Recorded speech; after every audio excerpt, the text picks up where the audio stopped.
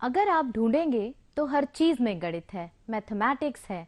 नमस्कार प्यारे बच्चों, आज हम लोग कक्षा 7 का लेसन नंबर 7 करेंगे। प्रकरण वाणिज्य गणित, कॉमर्शियल मैथमेटिक्स। लर्निंग आउटकम्स इस बार होंगे बच्चे अनुपात एवं समानुपात में अंतर कर लेते हैं, बच्चे अनुलोम और प्रतिलोम समानुपात के प्रश्नों को हल कर लेते हैं। तो बच्चों आइए शुरू करते हैं। आप अब तक पढ़ चुके हैं, पूरे 6 पाठ हम लोग कंप्लीट कर चुके हैं। तो पहला पाठ था परिमेय संख्याएं, दूसरा घातांक, तीसरा सांख्यिकी, चौथा रचनाएं, पांचवा त्रिभुज और छठा था रेखीय समीकरण। तो बच्चों इस प्रकार हमारे 6 पाठों के बाद 7वां पाठ है वाणिज्य गणित। वाणिज्य गणित को इंग्लिश में कमर्शियल मैथमेटिक्स कहते हैं। इसे हम लोगों ने 3 मुख्य भागों में बांटा है। तो जो पहला भाग है वह है समानुपात, प्रपोर्शन, दूसरा भाग है प्रतिशतता के अनुप्रयोग और तीसरा है चक्रवृद्धि ब्याज एवं कर के प्रकार। तो आज हम लोग पढ़ेंगे भाग 1 जो है समानुपात। इंग्लिश में हम इसे प्रपोर्शन कहते हैं। बच्चों आप लोग अनुपात या रेशो कक्षा 6 में पढ़ चुके हैं, फिर भी मैं आपको दोहराती हूँ। मान लीजिए ये कोई वृत्त है, सर्कल है। इस वृत्त को मैंने 3 भागों में बांटा है, ये पहला भाग, ये दूसरा और ये तीसरा। अब इसके 3 भागों में हमने एक भाग शेड कर दिया है, छायांकित कर दिया है। ये आपको पता लग रहा होगा, ये जो लाइंस वाला है ये हमारा छायांकित भाग है। तो किसी भी वृत्त में जब 3 भागों में बांटने के बाद उसका कोई भी एक भाग छायांकित कर देते हैं तो हम उसे लिखते कैसे हैं? कुल हो गए 3 भाग और जो हमने छायांकित किया वह हो गया 1। तो 1/3, इस चीज को हम 1/3 लिखते हैं। अब इसी को हम लोग जब अनुपात में लिखेंगे तो 1:3 लिखेंगे। ये जो 2 छोटे डॉट्स हैं हम इसे इज़ टू कह देते हैं या फिर रेशो कहते हैं। तो जो रेशो बन गया वह हो गया 1:3, 1:3। अब आइए हम लोग बढ़ते हैं प्रपोर्शन की तरफ, समानुपात की तरफ। तो बच्चों यदि 2 अनुपात समान हो तो वह समानुपात कहलाते हैं। आइए करके देखते हैं। मैंने पहले तो यही वृत्त लिया है जो अभी समझाया था। हमने इसका 1/3 भाग शेड किया था, छायांकित किया था, तो इसका अनुपात हो गया 1:3। जब हम दूसरा चित्र देखते हैं, यह एक षटकोण जैसा है, एक हेक्सागन है, इसकी 6 साइड्स है ना। अब इस हेक्सागन को हमने कितने भागों में बांटा है बताइए? 6 भागों में। तो इन 6 भागों में अब आप देखिए मैंने शेड कितना कर दिया। 6 भागों में से मैंने 2 भाग शेड कर दिए। देखिए 4, 5, 6। तो पहला और दूसरा भाग मैंने शेड कर दिया। अब हम अनुपात बनाएं। अनुपात क्या होगा? हमारे कुल भाग थे 6 और हमने शेड कर दिए 2। तो अनुपात आ गया आपका 2/6 और उसे हम लिखेंगे कैसे? 2:6। पर बच्चों 2:6 हम सरलतम रूप में लिख सकते हैं क्योंकि दोनों ही अंक 2 से कट रहे हैं। तो जो आपका फाइनल अनुपात या रेशो आएगा वह आया 1:3। तो आपने क्या देखा? जब हम वृत्त को 3 भागों में बांटते हैं और कोई एक भाग छायांकित करते हैं तो भी रेशो 1:3 है, और जब हम हेक्सागन को 6 भागों में बांटते हैं और कोई 2 भाग छायांकित करते हैं तो भी रेशो 1:3 है। इसका मतलब क्या हुआ कि ये दोनों ही रेशोस समानुपात में हैं। तो मैं फिर से दोहराती हूँ, यदि 2 अनुपात समान हो तो वह समानुपात कहलाता है। आई होप आपको समझ आया होगा। अब हम देखते हैं इसे लिखते कैसे हैं। अर्थात 1:3 जो पहला वृत्त वाला चित्र है, हमने उसमें क्या देखा? उसमें हमारा रेशो है 1:3 और दूसरे वाले में है रेशो 2:6। अब आप देखिए ये जो 2:6 है, इसको भी जब हमने सॉल्व किया था तो 1:3 आ रहा है। इसका मतलब क्या हुआ कि 1:3 प्रोपोर्शनल है 2:6 के। अब ये जो 4 डॉट आपको दिखाई दे रहे हैं, यही होता है प्रोपोर्शनैलिटी सिंबल। ये जो 4 डॉट है, यही आपका समानुपात दर्शाता है। अब आप देखिए, इस समानुपात में लिखने का तरीका है 1:3 प्रोपोर्शनल टू 2:6। अब ये जो 3 और 2 हैं, ये बीच में दिए हुए हैं, तो इन पदों को हम मध्य पद कहते हैं और इंग्लिश में कहते हैं मिडिल टर्म्स। और जो बाहर की तरफ हैं, 1, एक हुआ 1 और एक हुआ 6, तो ये जो 1 और 6 हैं, ये एक्सटर्नल टर्म्स हैं, या फिर हम इनको बाह्य पद कहेंगे। तो बच्चों, मध्य पद और बाह्य पद समझ आया।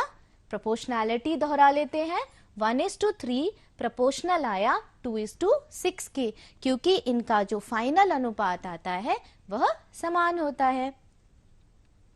आइए करके देखते हैं, क्या निम्नलिखित अनुपात समानुपात में है? पहला प्रश्न है 4/6 और 2/3। जैसा कि हम लोग हमेशा आपको कहते हैं, प्रश्न पर कभी भी आप कटिंग मत करिए, तो हम इन्हें दोबारा लिख लेते हैं। 4/6 और दूसरा है 2/3। तो बच्चों, अब हम इन्हें कैंसिल करके देखेंगे, हर और अंश को, और देखते हैं फाइनली कैंसिल होके सरलतम रूप में ये कितना आता है। 4 और 6 2 से कट रहे हैं, 2 2 जा 4 और 2 3 जा 6, और 2/3 तो कट ही नहीं रहा। इसका मतलब क्या हुआ? इसका मतलब हुआ कि 2/3 बराबर 2/3, या फिर हम क्या कह सकते हैं, 4/6 और 2/3 का रेशो बिल्कुल सेम है। तो क्या ये अनुपात में है, समानुपात में है? हाँ, क्योंकि दोनों का रेशो समान आया। ये दोनों ही अनुपात समानुपात में हैं।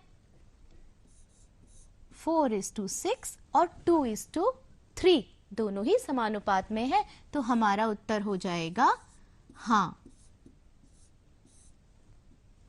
आइए अगला देखते हैं। दूसरा प्रश्न है 3/15 और 1/4। आइए इसकी जांच कर लेते हैं। दूसरा वाला तो 1/4 है, वो तो आगे सरलतम रूप में होगा नहीं, तो हम देखते हैं 3/15 कितना बनता है। 3 1 जा 3 और 3 5 जा 15। तो बच्चों, क्या 1/5 1/4 के बराबर है? बताइए। नहीं है, तो हम इस इक्वल टू निशान को कट कर देते हैं। ये नॉट इक्वल टू का सिंबल है, तो 1/5 इज नॉट इक्वल टू 1/4। इसका मतलब क्या हुआ कि जो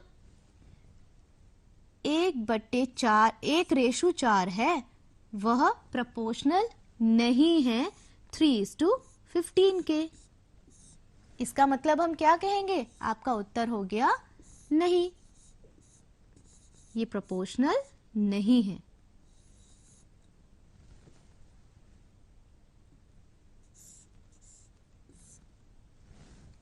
अगला देखते हैं 7/21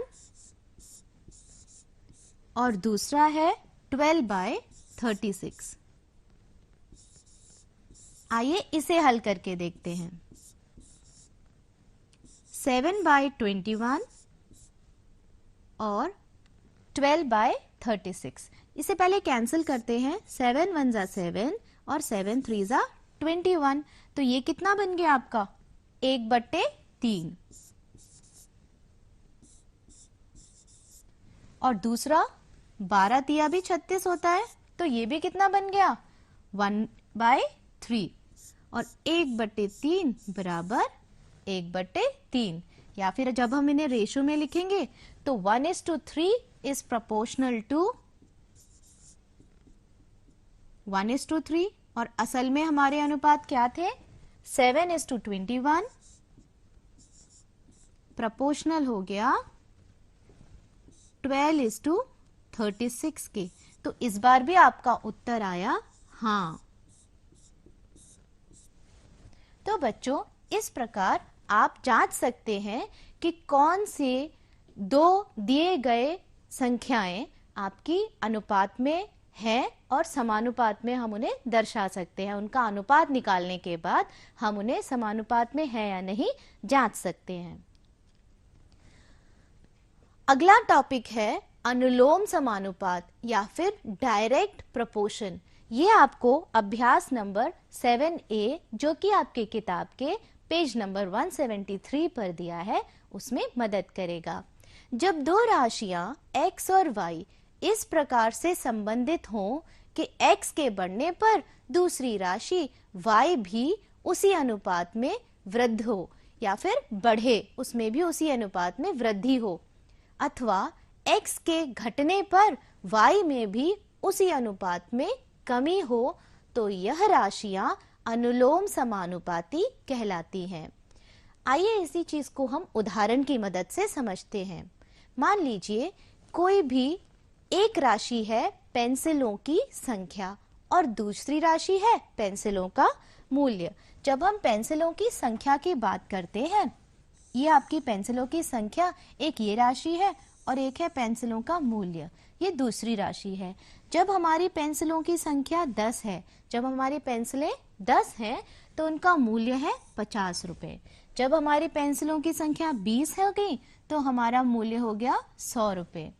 बच्चों, इसमें एक चीज ध्यान देने वाली है जो आपका अनुलोम समानुपात का आधार है, वह है कि जब पेंसिलों की संख्या बढ़ती है, जब आपकी एक राशि बढ़ रही है तो दूसरी राशि भी बढ़ रही है। मतलब जब पेंसिलें 10 से 20 हो जाती हैं तो आपके जो रुपए खर्च हो रहे हैं वह भी 50 से 100 हो जाते हैं, कम नहीं होते हैं, बढ़ते हैं। तो जब एक राशि बढ़ती है तो दूसरी राशि भी उसी अनुपात में बढ़ रही है। अगला उदाहरण देखिए, रेलगाड़ी। रेलगाड़ी का समय जब जितना लगाती है घंटों में दिया है, एक राशि हो गई और दूसरी राशि हो गई तय की गई दूरी।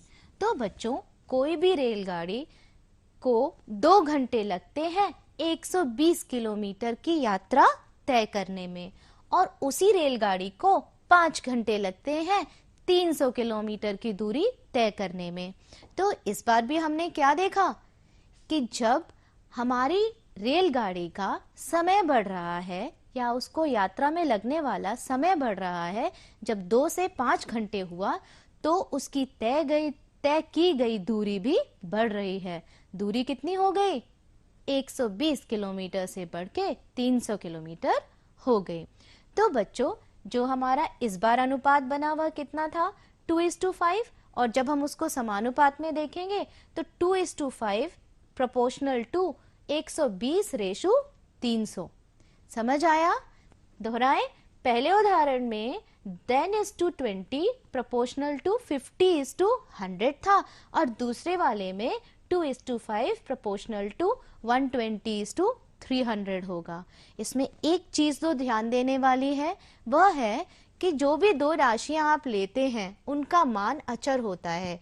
मतलब x बाई y का मान हमेशा ही अचर होगा, बदलेगा नहीं। जिस प्रकार पेंसिलों की संख्या को अगर मैं x ले रही हूं और पेंसिलों के मूल्य को अगर मैं y ले रही हूं तो हर बार x बटे y का मान अचर होगा। चेक करके देखते हैं। x अगर मेरा 10 है तो y कितना है? 50। दूसरी तरफ जब x मेरा 20 है तो y कितना है?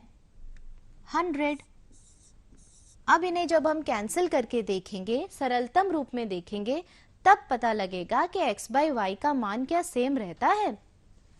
0 0 कैंसिल, इस बार आया 1/5, 0 0 काटे, 2 एकम 2 और 2 पंजे 10।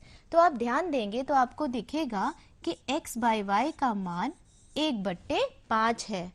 तो बच्चों, क्या सीखा? पेंसिलों की संख्या अगर राशि x है और पेंसिलों का मूल्य अगर y है तो हमेशा ही x बाई y का मान अचर होता है। तो ये था अनुलोम समानुपात, डायरेक्ट प्रोपोर्शन। आइए आगे बढ़ते हैं। आइए करके देखें कुछ प्रश्न, फिर आपको और समझ आएगा। यदि 6 कलमों का मूल्य 24 रुपए है तो 7 कलमों का मूल्य कितना होगा? बच्चों, ये मैं आपको प्रोपोर्शनैलिटी वाले एक्टिविटी से कराने से पहले मैं आपको छोटी सी एक गतिविधि से कराती हूं, असली पेंसिलें यूज करके। आप सब मेरी तरफ देखिएगा।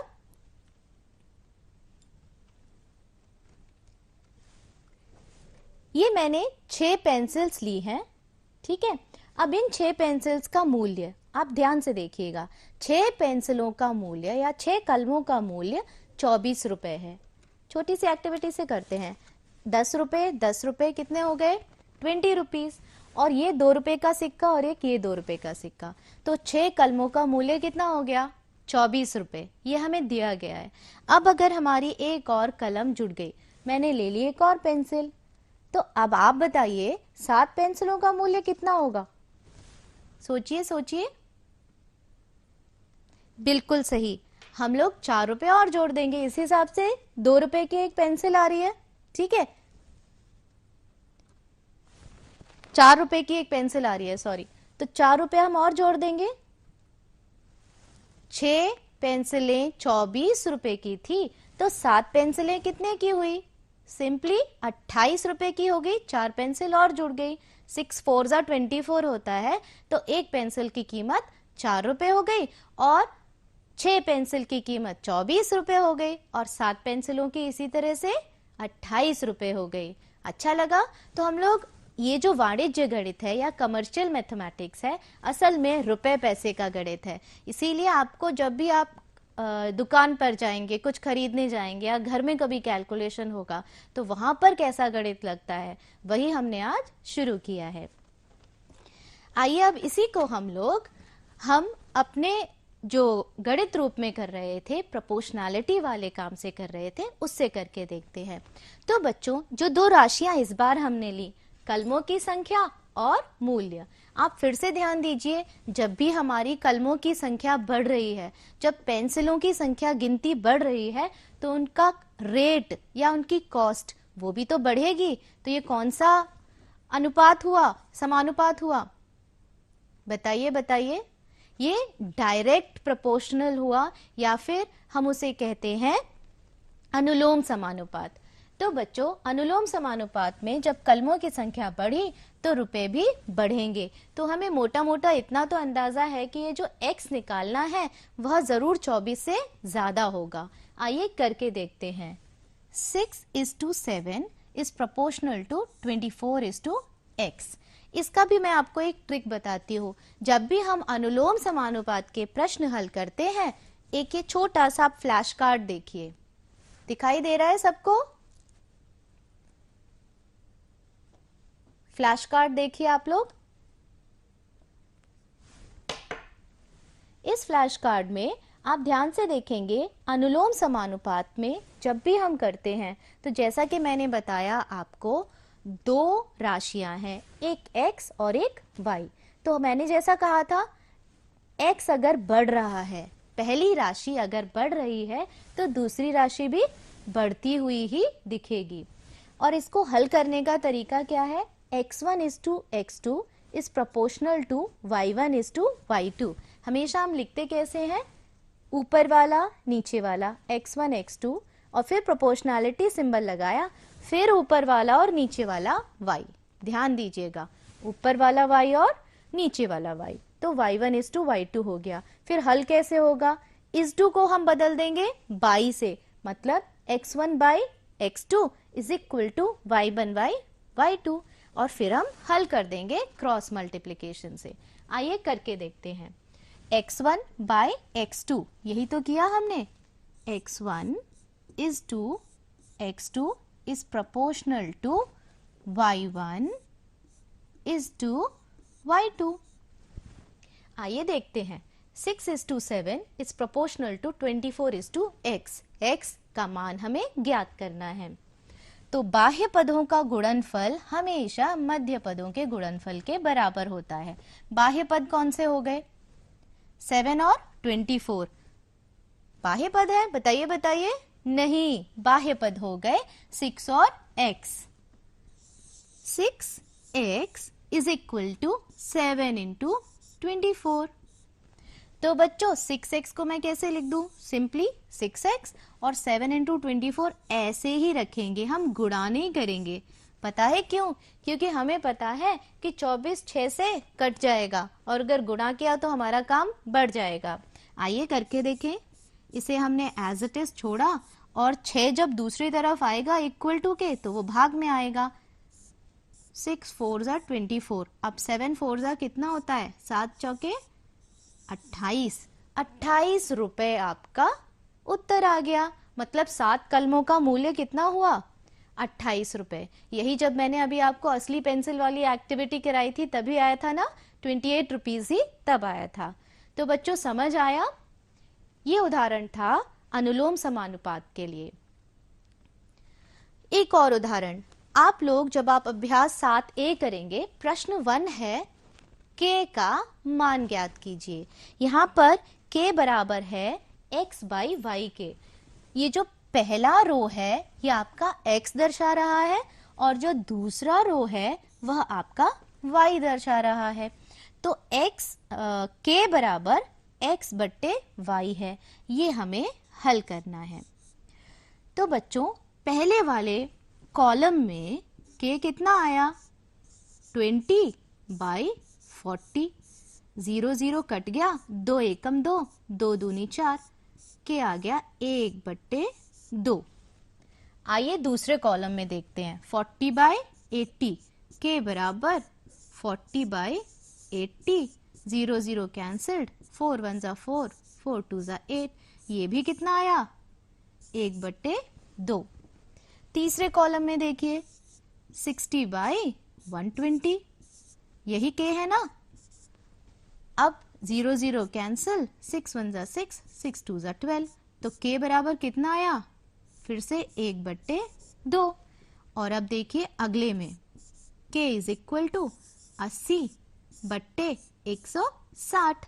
0 0 कैंसिल, 8 1 ज़ा 8 और 8 2 ज़ा 16। तो इस बार भी हमारा के कितना आया? 1 बट्टे 2। इसका मतलब ये सारी ही राशियां किस में आई? अनुलोम समानुपात में। तो सभी में आपका जो फाइनल अनुपात आ रहा है वो 1 बट्टे 2 है। ये किस पे आधारित रहा प्रश्न? ये प्रश्न आपका अनुलोम समानुपात पे आधारित है।